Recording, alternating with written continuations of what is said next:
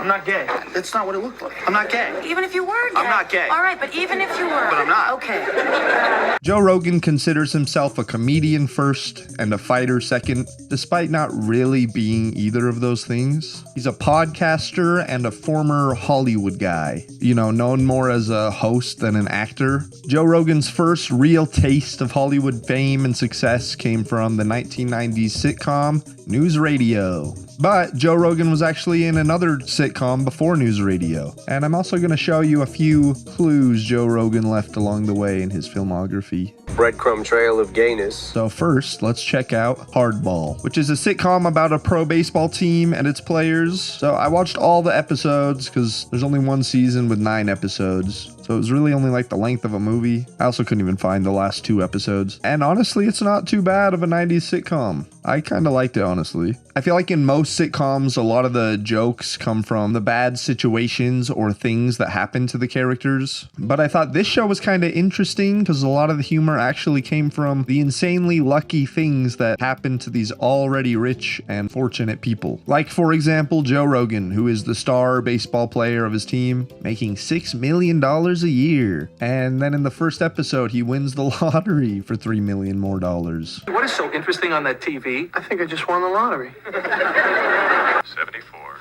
and 89. Yeah. Or when Mr. Mosby has no choice but to sign away his soul to his boss. And right then his team ends the strike so that he can rip up the contract. That's like the big joke of the episode. There's also this dude in the show who's a background character in a ton of random sitcoms and movies. Every time I see him, I think it's Regis Philbin until I look at the cast. Joe Rogan and his old Alvin and the Chipmunks laugh is very annoying. Yeah.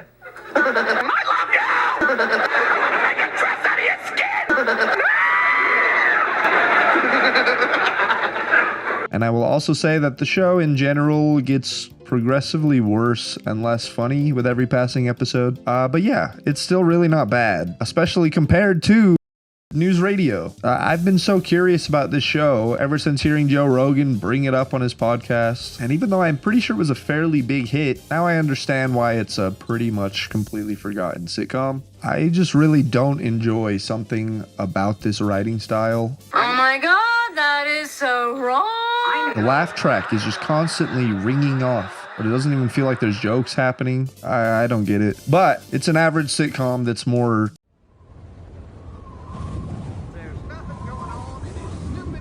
This girl is from Jim Carrey's Liar Liar. The only character I kind of enjoyed is this dude Phil Hartman, who apparently everyone loves. And the worst character is Joe Rogan. I'm biased, but it's Joe Rogan. I guess he's the building electrician. From what I saw, he's pretty much just always in this newsroom hanging around though. And Joe is also not so secretly gay. Just because you see me at the movies with a friend who happens to be flamboyantly gay, it doesn't mean that I'm gay too. You just assume that. That's not what it looked like. Listen, hey, even if you were gay. I'm not gay. All right, but even if you were. But I'm not. Okay. Just like he is in real life. About 10 years ago, there were a few years where I used to listen to a lot of the Joe Rogan podcast, like way too much. One thing I don't hear people talk about often enough when it comes to Joe Rogan is everyone knows he'll go on and on and on and on about big dicks and hot guys and joke about how he wants to... I can count the amount of times he's talked about his wife and kids probably on one hand. In the hundreds and hundreds of hours I sadly listened to Joe Rogan while I was like delivering pizzas 10 years ago, I don't remember a single thing about his wife or kids. And it's not like he wasn't talking about their lives for privacy's sake, like some people give him the credit for. He would never reference them in any capacity at all, or allude to them being a part of him or existing in his life, unless they were there with him while he was in those float tanks or smoking DMT or out hunting meat with his bros. I don't know. Maybe things have changed. I haven't listened to him in probably at least 5 or 6 years at this point. Is he still doing podcasts daily? Anyways, Joe Rogan is not so secretly gay. I obviously don't have a problem with this, but like, just come out.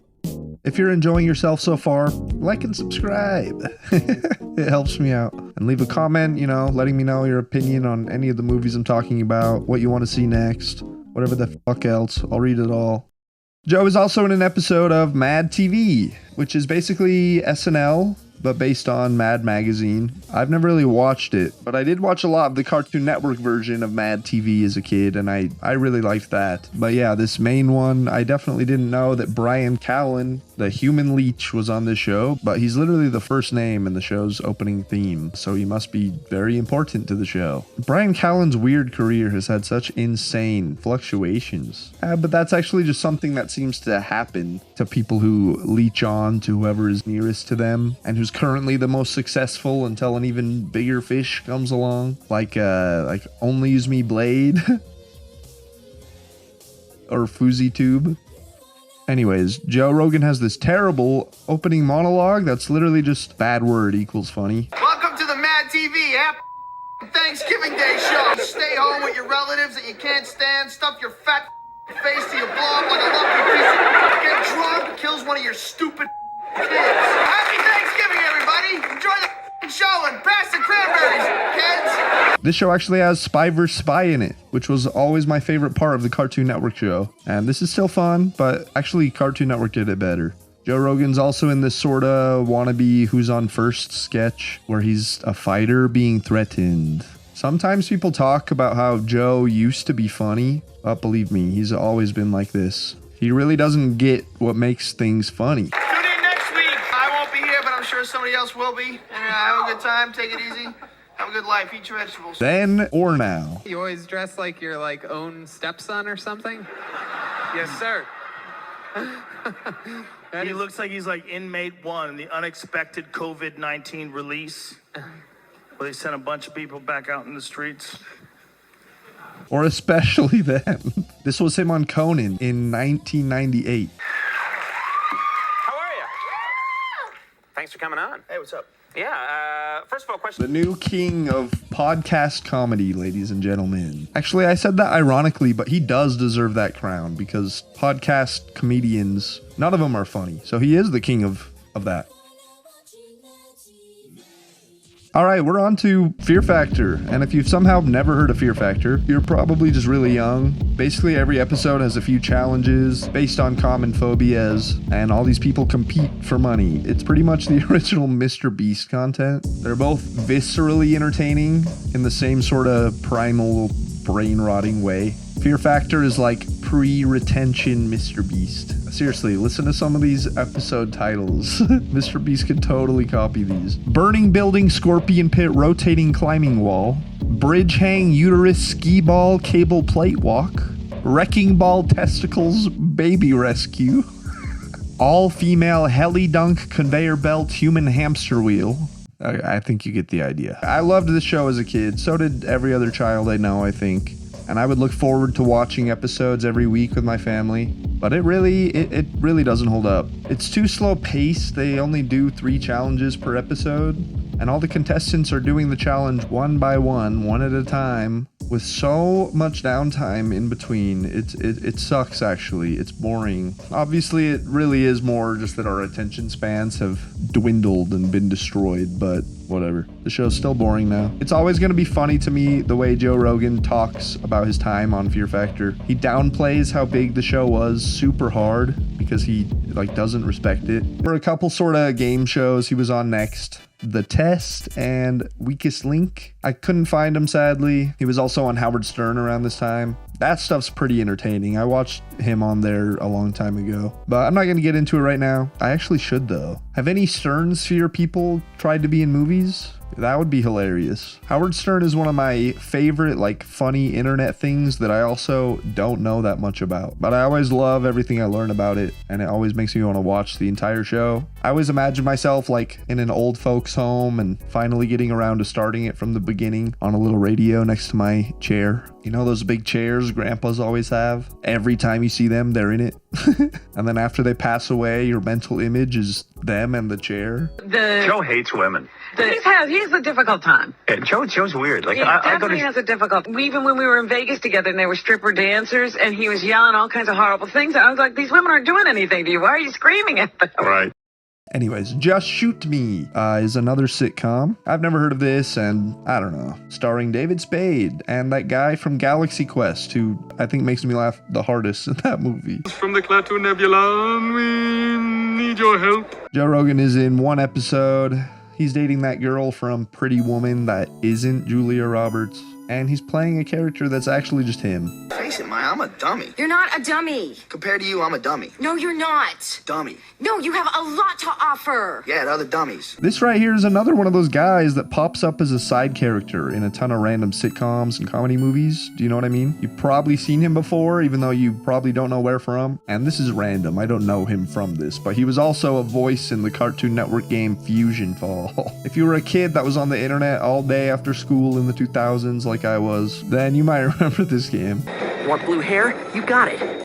Next up, I love the Muppets, and I've seen almost all of the movies, so I feel like I have the authority to tell you that It's a Very Merry Muppet Christmas Movie is easily the worst one that I've seen. This is one of the only Muppet movies that I hadn't seen, and the only Christmas one I hadn't seen. It was weird, and the Christmas vibes are kind of lacking compared to the other ones. This really doesn't feel that much like a Christmas movie, and it also just had a few really weird sequences, like poor Kermit going through it. I've ruined their lives, and I wish I'd never been born. I wish I'd never been born. I wish I'd never been B-O-R-N. Did I mention I wish I had never been born? Psst, psst, come close. I wish I'd never been born. Matthew Lillard being French. I love the but I am not stinky like the cheese. No. Miss Piggy joining the cast of Scrubs. What do you think you're doing? It's called acting, sweetie. Ozzie Bear being very cute as the Grinch. That big guy who stole Christmas and ruined all our wishes. Or, of course, what we're all here for. Joe Rogan being the host of a fake Fear Factor episode and tormenting Rizzo the Rat. What? Rizzo on Fear Factor? How? For your next stunt, you're gonna have to face off against a filthy, disease-ridden rat. Hey. I also really enjoyed this Mulan Scrooge pun and Whoopi Goldberg as God. You're just lucky SpongeBob isn't on right now. I love SpongeBob. Do I care?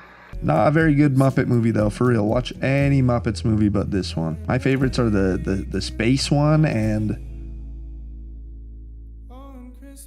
Joe Rogan was also in 2 episodes of Chappelle's Show. I feel like an idiot. I thought this was called The Chappelle Show. I've seen a bunch of skits from the show, but I don't think I've ever actually watched a full episode. Joe Rogan is in this prank, I guess, where him and Dave are on the street giving out great boobs awards to girls. This is Joe Rogan from NBC's Fear Factor. You have great New York boobs. Joe Rogan doesn't even make a comment for the whole bit. He just follows Dave around and then stands there awkwardly because, again, he's not a comedian and he's also a gay man. And this is Joe Rogan from NBC's Fear Factor. The only time he almost chimes in is when he clearly wants to give the dad a Great Boobs Award. Well, sir. And then he's in another episode too, the Fear Factor parody with Tyrone Biggums, the crackhead. Oh, Joe Rogan, you're crazy. Next, I was definitely interested in watching the Joe Rogan episode of Good Morning Miami, even though I have no idea what the show is. But I was interested because the name of the episode is Fear and Loathing in Miami. But I couldn't find the show, and it actually has nothing to do with Fear and Loathing in Las Vegas anyway, so it's about Fear Factor in Miami. Also, Fear Factor was such a hit with children that Joe Rogan was even at the Kids' Choice Awards in 2004, where he can't even make children laugh.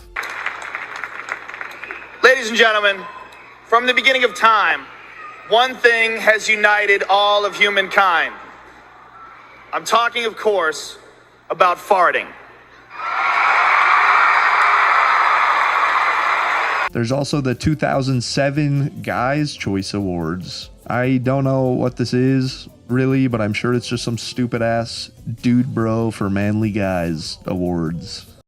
Next up is Las Vegas, and this show was really confusing to watch. It's like a drama show about people running a Vegas casino or something. I don't know what was going on, but Joe Rogan and Sylvester Stallone are both in the episode, and the way the show is made it feel like they're both recurring characters. I don't know. I don't understand the show. Joe Rogan is himself, and the girl characters are in the show are all trying to bribe Joe Rogan so that they can get on Fear Factor. Ladies, it's not gonna work. He's a gay man. Game show in my head is basically shitty Impractical Jokers, but it was also before Impractical Jokers. It's an earpiece, mess around with people in public show. The difference is that Joe Rogan is the only host, and instead of telling his fellow cast members what to do, he tells some random person to mess with other random people. There's no entertainment value in this, and it kind of seems like lost media. I could only find one episode that someone uploaded on YouTube. There's a lot of really cool, famous lost media, but lost media that's completely forgotten about is almost more interesting to me. There's no one trying to find it. And of course, Joe Rogan was also the host of a DMT documentary. DMT, the spirit molecule. I'm kind of surprised he's only in one drug or DMT documentary, actually. But yeah, here's all of his appearances.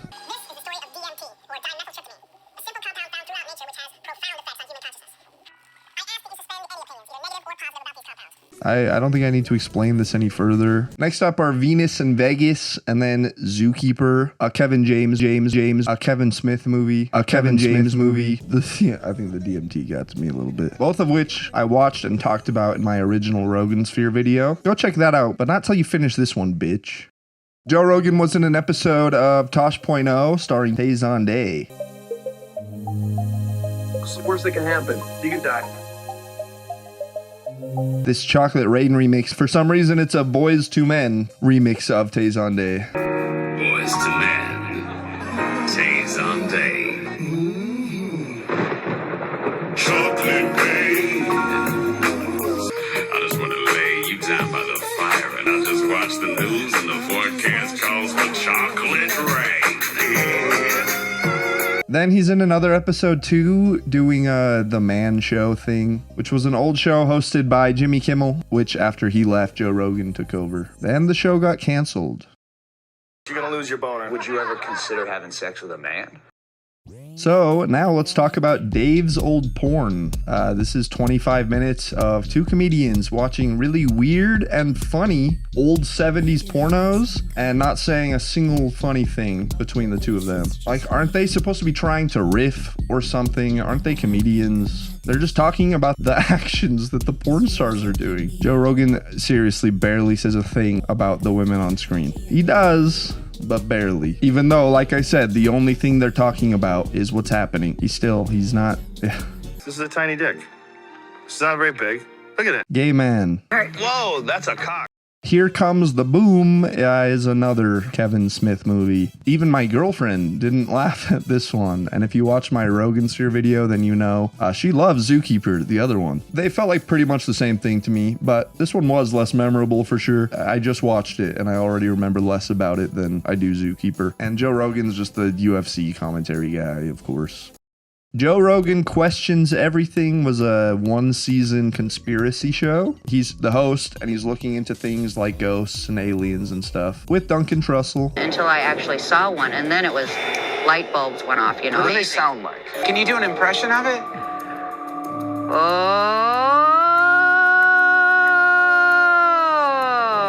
And then it stopped. I kind of like Duncan Trussell. I don't know too much about him, though. Maybe that's why I still like him. Anyway, I've heard about this show quite a bit, too. He'd bring it up on his podcast pretty often. I only watched the first episode, which was about Bigfoot. By the way, that's by far the stupidest, worst, most pointless conspiracy ever. The show was boring, or at least this episode was boring. There's much better conspiracy shows to watch if you're into that. Or even, like, just go watch Vsauce. It's the same feeling and vibe as conspiracy stuff, but it won't make you crazy. And for some reason, Joe Rogan was also on an episode of the Rooster Teeth podcast. I don't know much about this, other than I know Rooster Teeth is like big YouTubers, and I watched Red vs. Blue as a kid. But yeah, they have this podcast together at an Onnit gym. Yes, they are podcasting, but not in a studio, in a real gym. And it makes it the most unlistenable, horrible thing. Out there, wow. That's a perfect example of money's the value just changing and distorting in a weird, sort of an indecipherable way, you know? It also feels like a panel, not a podcast. This is basically, you know, when Joe Rogan really just became a podcaster. He has another podcast appearance, The Point, which is sort of interesting just because it's with Anna Kasparian of the Young Turks. Two people that have let money make them almost completely unrecognizable. It's just a boring podcast episode for real. I wasted an hour of my life listening to this, and the only sort of interesting thing I got out of it for you was... You have a party until you party with Alex Jones. He's really drunk. Yeah. Sounds like He gets lit up. I was hanging out with him this weekend in Austin. He was off the tilt. And Joe Rogan's now in an episode of Silicon Valley, a TV show about Silicon Valley, where he's commentating on a UFC match that's getting interrupted by streaming. So blocky, it looks like Minecraft. I don't get what the point of including that. Like, couldn't this have just been archive footage? And for some reason, Joe Rogan is also in an episode of Anthony Bourdain's Parts Unknown, where he joins Anthony Bourdain in Montana to cluelessly hunt roosters. You know, I'm not a hunter, obviously. We hunted all day today. If you take a shit, you're a shitter. Listen to that. He just admitted that he calls himself whatever he's currently into. Going hunting once and then missing the only shot that you take means you're a hunter. Tiny man. Tiny. Now he's in a movie, Bright. This is buddy cop Ella Enchanted. It's about racism between orcs and elves and stuff, but set in a big urban city, and Will Smith has to learn to love his orc cop partner. It's just Ella Enchanted, but buddy cop instead of like fantasy romance. Actually, I kinda enjoyed Joe Rogan's appearance here for once. It's finally something creative. Will Smith and his wife are watching an orc on the Joe Rogan podcast. That's an orc that's now in the LAPD force. How does that work? He's not blooded. He's like a finger that got cut off the hand. He's dead to us. That's fun. I like that. I didn't really like the movie though. Now Huang's World is some more lost media. It's really recent to be so seemingly lost. It was a Vice show starring Eddie Huang where he traveled the world eating food, and Rogan's apparently in the Los Angeles episode. There's all these people online who are having trouble finding other episodes and stuff too. It is really annoying though, because I was able to find, I'm pretty sure, literally every episode except the Los Angeles one with Joe Rogan. So, very annoying. There was also this weird 2019 EDM song by some dude named Beardy Man. Yeah, Joe Rogan is featured on his song 6 AM. He apparently actually helped work on this somehow, but it's really just a sort of boring tech house beat that samples Joe Rogan talking about Hunter S. Thompson's drug routine on the podcast. He has tons of other media appearances. They really are endless, but I tried to pick out all the relevant Hollywood ones and then a few of the other most interesting and not just like talk shows and other documentaries and stuff. I don't know. But yeah, Jesus Christ, I don't know. I love you. Thank you for watching.